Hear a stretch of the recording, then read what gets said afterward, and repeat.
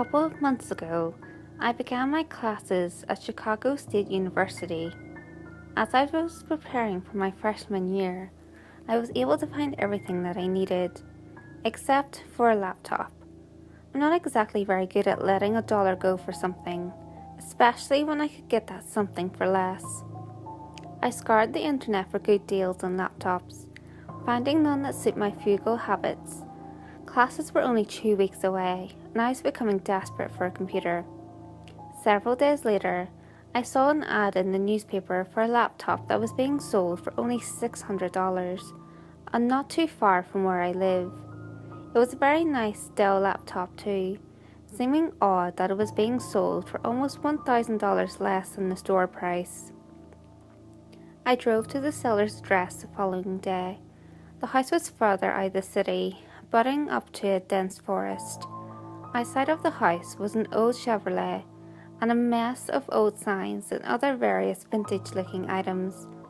I rang the doorbell, and a thin man in a flannel jacket came to the door. When I asked about the laptop, he looked almost relieved and told me he was ready to sell it immediately. Luckily, I came with cash in hand, and after proof of good condition, I went home with a new computer. Excited to have my first self-bought laptop, I powered it up and began uploading my own programs and applications onto it. Once searching the hard drive, I found a folder hidden away on it, which was odd because the man selling it told me that the memory was wiped clean and ready for a fresh start. The folder was titled 09/17/10, presumably a date. I opened the folder, revealing 6 videos and 3 pictures. Curiosity got the best of me, and I decided to watch the videos.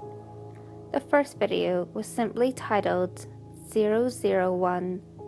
The video was shot from a shaky camcorder inside of a vehicle, recording a woman walking out of a bar and getting into her car at night. After a couple of seconds, the woman drove off, and almost immediately, the person recording the video began to drive after her. The video ended after 24 seconds.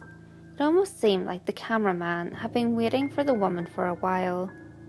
Come to think of it, I wasn't too alarmed by this at the time, just a little unsettled. I opened the next video file, titled 002. I assumed that this was the next part of the first video. My assumption was right, as it began with the camera on top of the console, facing out of the windscreen. It was raining now, leading me to believe that this was a short while after the first video ended. I could barely make out that the vehicle 2 cars ahead of this one was the same car that the woman at the bar left in. This went on for an unsettling 47 seconds before the camera cuts off.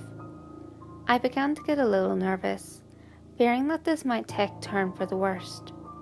But, as if I was watching a television show, I wanted to see where this headed. Not totally concerned yet, I decided to press on. The third video was, of course, titled 003. This was the one that got me officially concerned. The clip began the same shaky hands as the first clip. It was now pouring rain outside of the car, and I could barely make out a figure in a fur coat with an umbrella walking to the front door of a house. I could only assume who this person was, and whose house this belonged to. The figure entered the house and closed the door. The following stillness greatly unnerved me. The only thing that could be heard was the sound of rain dumping on the car.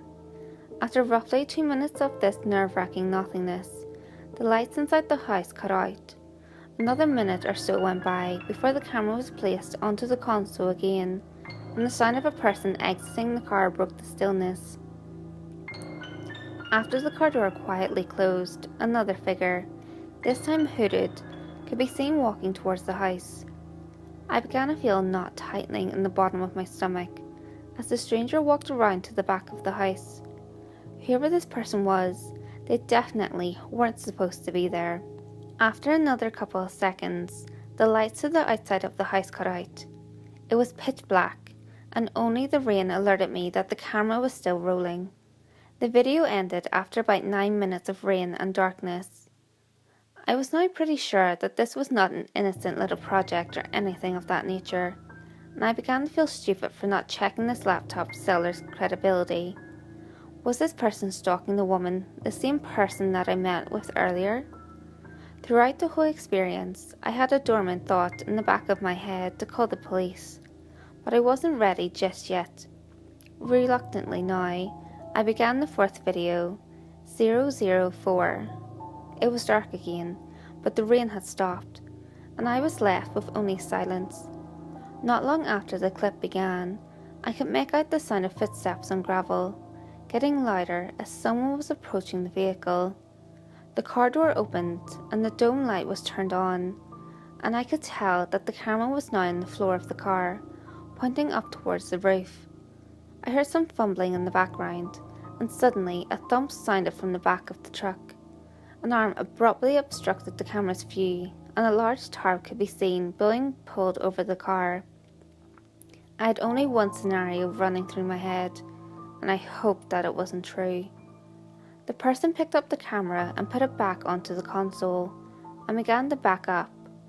They drove for a good 3 minutes before parking in a branched off road and exiting the car to work on the load they were carrying.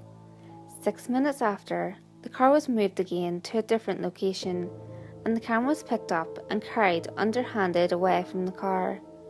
I could see now that it was the same shit bucket truck that was in the front of the seller's house. I was about ready to call the cops on this creep when the camera turned towards the house. It was a completely different house than the one I visited. I was a little relieved by this, though it didn't prove anything. As the fourth video came to an end, I was wondering whether or not I was prepared to see what came next. I could only hope that this was a prank, or at least had a happy ending. 005 began inside the house. It was extremely dark, and the only thing I could make out was a figure that would occasionally walk in front of the camera. It was also quiet for the first few moments, minus the occasional barking of a dog outside. Eventually, a small sound started to appear. The small sound soon escalated to a loud, muffled scream.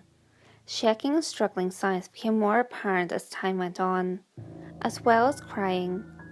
A light abruptly came on and the camera was lifted and panned to the centre of the room, revealing a beaten and bloody woman tied to a chair.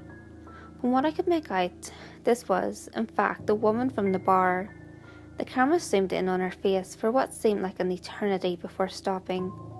I couldn't believe that this was happening. The original hope was that this was a movie or something like that, had long since diminished. With only one video remaining, I was beginning to fear for my own safety. I locked my door, closed my blinds, and pushed onward. I began 006 with a small hope that this woman was still alive, and that I could have her saved. The final installment of this horror show began in a bathroom setting.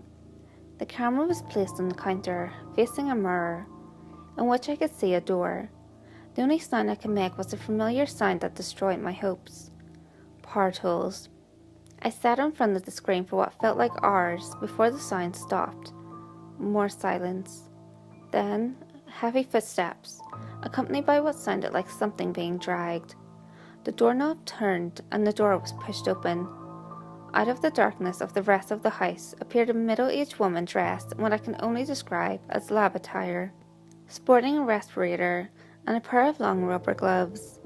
This, for some strange reason, gave me a small amount of relief. In the reflection, the woman struggled to drag something to the bathtub.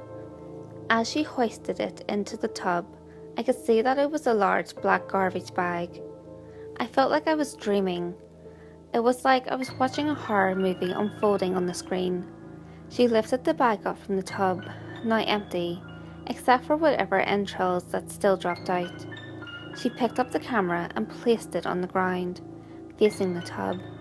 On the floor in front of the bathtub was an assortment of corrosive substances and several other empty containers. The woman began to dump the liquids into the tub, which was followed by an awful, awful noise that I can only describe as pop rocks mixed with coke. The video ended, and I was left bewildered and panicked. I finally opened the pictures. The first was a picture of the truck. The second was a picture of the girl, tied up, before she was beaten. And the third picture brought up a corrupted file notice, but maybe that's a good thing. I managed to keep the 2 pictures before I handed the laptop over to the police. I was reimbursed my $600 along with a bonus. Apparently, the victim was a young girlfriend of the older woman's ex-husband.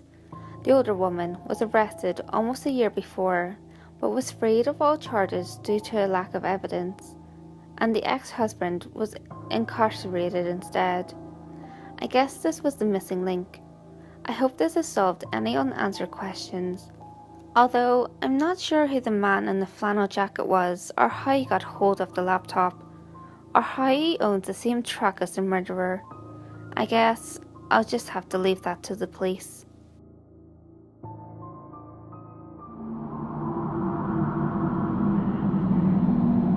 Hey guys, if you enjoyed this video, give it a thumbs up and share it with your friends.